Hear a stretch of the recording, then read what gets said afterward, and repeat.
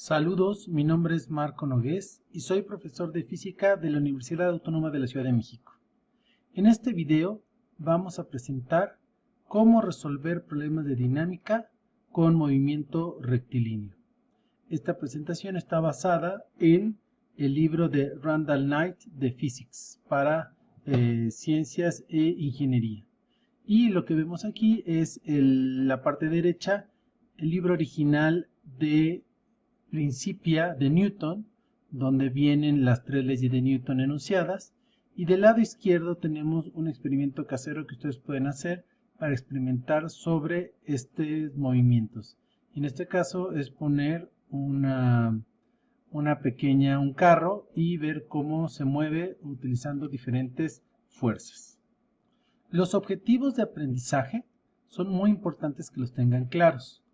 ¿Qué es lo que ustedes deben de poder hacer al terminar este módulo? Pues resolver problemas de leyes de Newton, haciendo diagramas de cuerpo libre, descomponiendo las fuerzas en coordenadas X y Y aplicando la suma de fuerzas en el eje X y en el eje Y para resolver las ecuaciones de tipo fuerza igual a masa por aceleración. Además, podemos identificar dos tipos de problemas.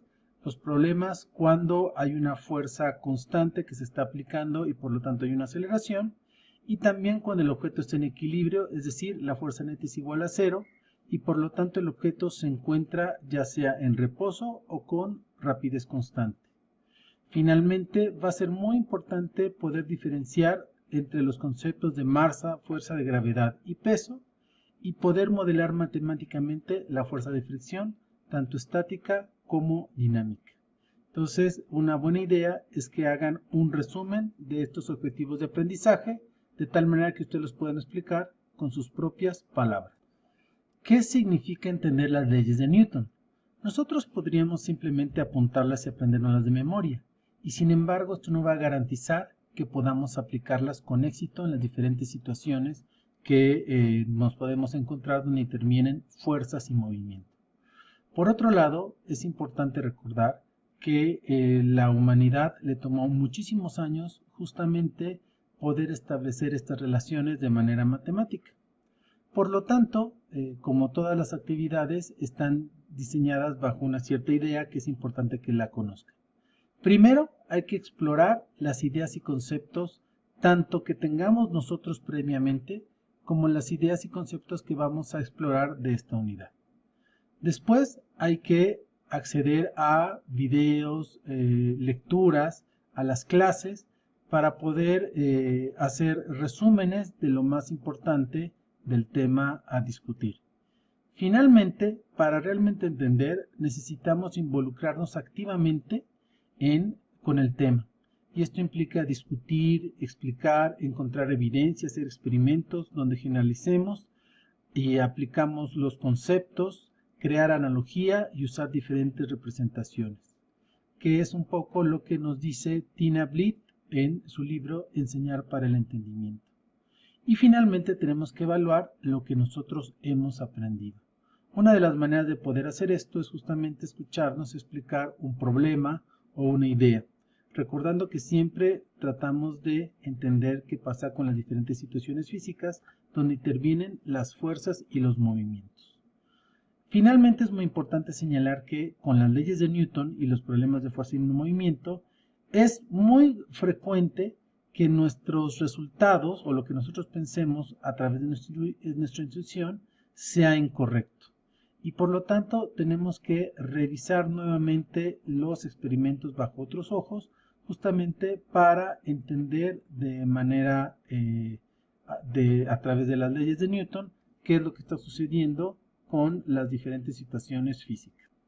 Vamos a trabajar a través de ciertos modelos, es decir, simplificaciones y casos generales a partir de los cuales podamos nosotros valernos para las diferentes situaciones, poder tener una ayuda para resolverlas.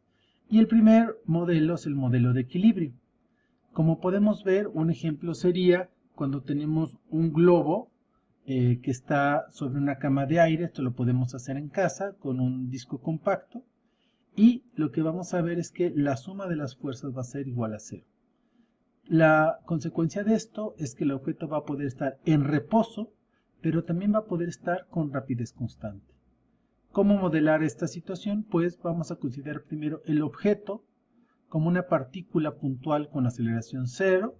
La partícula se encuentra en reposo, es decir, en equilibrio, una posibilidad de equilibrio, o la partícula se puede mover en línea recta con rapidez constante, lo cual también se considera equilibrio. Matemáticamente esto lo explicamos como el vector aceleración es igual a cero. Por lo tanto, la segunda ley de Newton me queda que la fuerza neta, que es la suma de las fuerzas sobre el objeto, va a ser igual a cero. Por lo tanto, podemos encontrar todas las fuerzas a partir de mi diagrama de cuerpo libre. Por ejemplo, si aquí tuviéramos estas dos fuerzas y quisiéramos encontrar la fuerza que logre hacer que la suma de las fuerzas sea igual a cero, pues tiene que ser una fuerza que sumando estas dos sea su negativo para que se puedan anular. Es decir, este jugaría el papel de una fuerza equilibrante. Las limitaciones es que el modelo falla si las fuerzas no se encuentran balanceadas. Va a ser muy importante tomar en cuenta que para resolver los problemas vamos a utilizar una estrategia que, como ya dijimos, está basada en el libro de Randall Knight sobre física universitaria, donde son 4 los pasos importantes que vamos a establecer. El primero es modelar, es decir, hacer las simplificaciones dependiendo de las fuerzas que están actuando y considerar el objeto como una partícula puntual. Esto es para no tener que lidiar con las rotaciones que pudiera tener. Después, y siempre vamos a hacer una visualización, una representación pictórica del problema. Y recordemos que en principio tendríamos que hacer nuestro diagrama de interacciones, nuestro diagrama de cuerpo libre y nuestro diagrama de movimiento. De esta manera vamos a poder representar las cosas más importantes de estos elementos. Y bueno, obviamente que cada situación va a tener ciertas particularidades, por lo que, por ejemplo, si el objeto está en reposo, pues el diagrama de cuerpo libre no va a ser tan importante, porque sabemos que vamos a observar una partícula en el mismo sitio con aceleración igual a cero. Sin embargo, sí va a ser más interesante si el objeto se encuentra con rapidez constante o con movimiento acelerado, por lo que va a ser fundamental establecer un sistema de coordenadas y siempre tenemos que definir símbolos e identificar las cantidades que conocemos y que desconocemos. Mi sugerencia es que si algo lo desconocemos, le pongamos una variable y el signo de interrogación. Una vez que tengamos visualizada y modelada la situación, entonces podemos pasar a la resolución, que en el caso de los problemas con leyes de Newton significa aplicar la segunda ley de Newton, donde las fuerzas, si tenemos que descomponerlas para resolverlas en X y en Y, las sacamos directamente del diagrama de cuerpo libre, y si es un problema con fuerza constante, podemos ya sea resolver para la aceleración, es decir, primero a partir de la fuerza encontrar la aceleración, sabiendo que la suma de fuerzas es igual a la masa por la aceleración, donde la fuerza neta y la aceleración tienen la misma dirección, y utilizamos después las ecuaciones de movimiento rectilíneo uniformemente acelerado para encontrar velocidades o posiciones. O también puede ser a la inversa, es decir, a partir de datos cinemáticos, es decir, de ciertas ecuaciones de movimiento, encontramos la aceleración y entonces usamos de manera inversa la segunda ley de Newton, donde sabemos que la aceleración es igual a la fuerza sobre la masa, es decir, la aceleración es inversamente proporcional a la masa, y resolvemos para encontrar las fuerzas desconocidas. Finalmente, no hay que olvidar que tenemos que evaluar nuestro resultado, es decir, verificar que tengan las unidades y cifras significativas correctas, que este resultado sea razonable y que podamos contestar a la pregunta del problema con un enunciado. Una de las herramientas fundamentales que tienen que saber utilizar es cómo descomponer vectores. ¿Qué significa esto? Pues aquí tenemos el vector A y si se dan cuenta aquí tenemos sus coordenadas polares, el tamaño del vector con sus dos líneas paralelas indicando que es el tamaño, el ángulo que hace aquí con la eje de las X, y tenemos justamente las componentes AX y AY, que son más 10 y más 5. ¿De dónde salen esas componentes? Pues bueno, justamente si consideramos que hay una proyección, por ejemplo una luz que ilumina A, la sombra va a ser justamente lo que llamamos la proyección o componente de AX, que también es un vector, que puede apuntar hacia la derecha o hacia la izquierda. En este caso apunta hacia la derecha. Y si se dan cuenta, pues otra manera de construirlo es justamente utilizar una línea paralela al eje X y perpendicular al eje Y, que empiece de la punta del vector A hasta el eje X. Y esto nos va a dar el vector componente en X, AX, con su vector arriba. Y AY va a ser igual. Si hacemos nosotros la proyección, vamos a ver aquí el vector AY. Y en este caso vamos a ver que este vector va a ser exactamente igual al vector proyección. Y si vemos cuánto mide, esto va a ser igual a 10 unidades y este va a ser igual a 10 unidades. Muy importante, estos signos van a poder ser positivos o negativos según esté apuntando hacia la derecha o hacia la izquierda. De tal manera que podemos describir cualquier vector en cualquier dirección.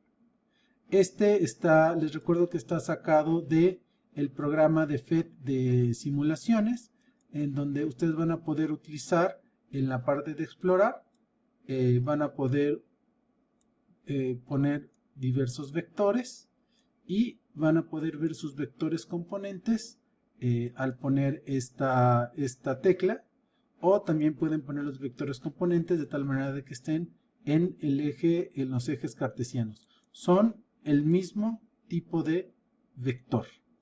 Y lo que es muy importante, aquí tenemos el ángulo, en este caso es 45 grados, y podemos poner los valores de los vectores, y como les había dicho, si yo me voy a las coordenadas de este lado, este empieza a ser negativo, aquí los dos van a ser negativos, y aquí este va a ser positivo, y este va a ser negativo.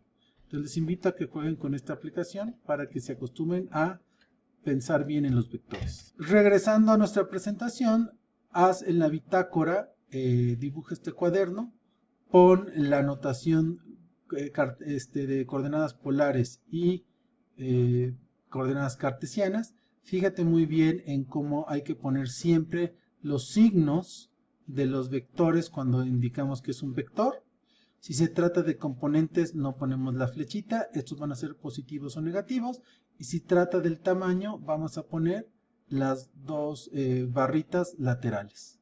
Entonces, te pido que dibujes los vectores componentes, y es muy importante que te des cuenta que el vector A es igual a la suma vectorial de AX y más Y, sus vectores componentes.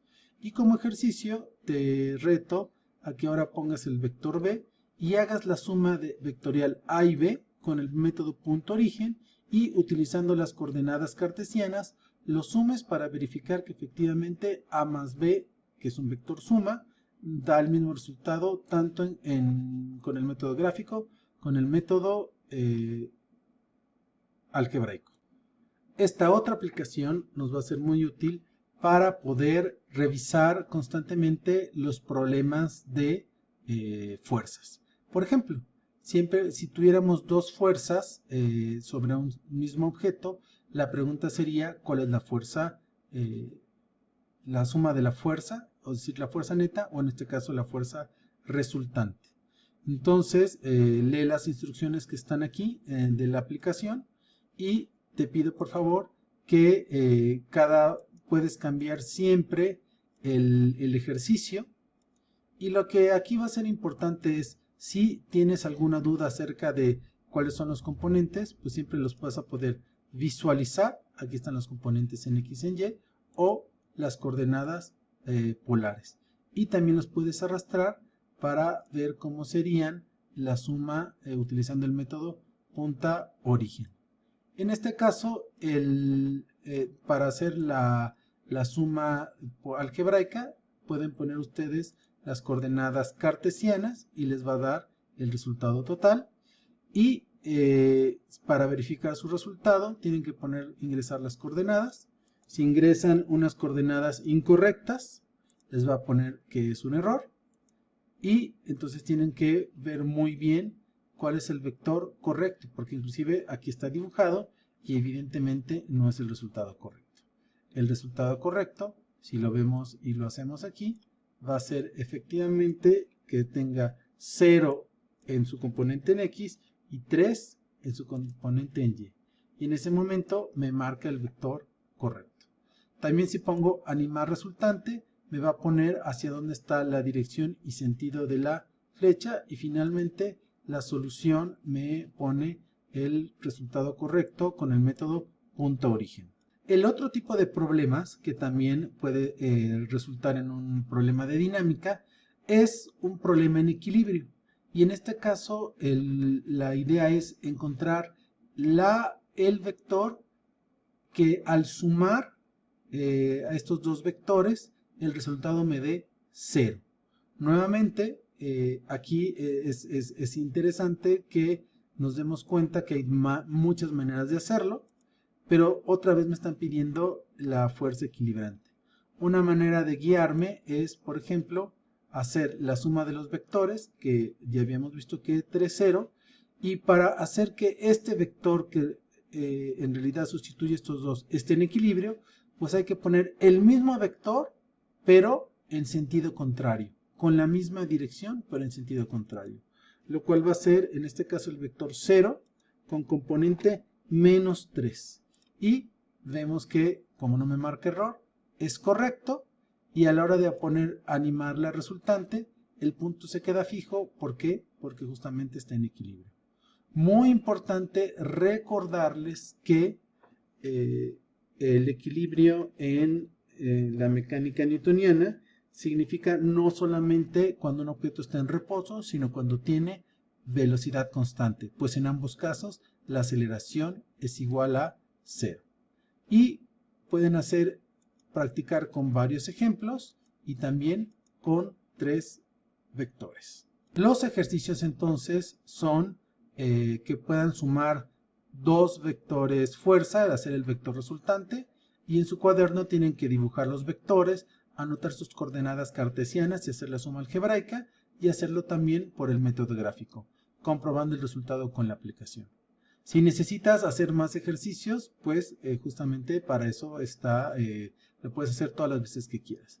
Y finalmente te reto a que realices un ejemplo con 3 vectores repitiendo los pasos anteriores. Toma una foto de este ejercicio y súbelo al Google Classroom. Y también haces una serie de ejercicios con fuerza equilibrante de 2 y 3 vectores. Tienes el texto de referencia para leer qué es la fuerza equilibrante, dibuja los vectores con sus coordenadas cartesianas y hacer la suma algebraica. Hay que hacer el método gráfico y comprobar el resultado en la aplicación. Realiza el ejemplo con 3 vectores, es decir, necesitarás encontrar un cuarto vector para tener la fuerza equilibrante, y tomarás una foto de este ejercicio y subirlo al Google Classroom. Como se darán cuenta, aquí tenemos un muy buen marco de trabajo para poder